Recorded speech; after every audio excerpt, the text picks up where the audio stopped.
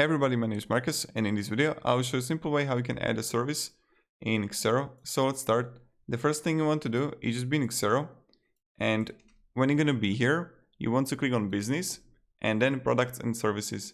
When you're going to be here, you're going to see all the items here and everything. So what you want to do is just click on new item, and you're going to see item code here. So let's just go with an item name. You can really choose what kind of item code you want.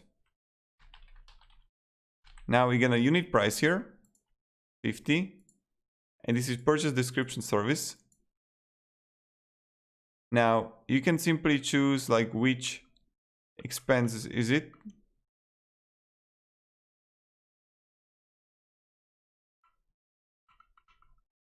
And you can go like, I don't know,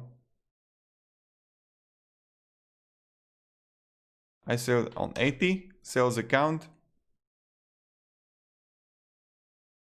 And you can also track the item, but it's service, so we don't need to actually. Let's just click save, and this is how we do it.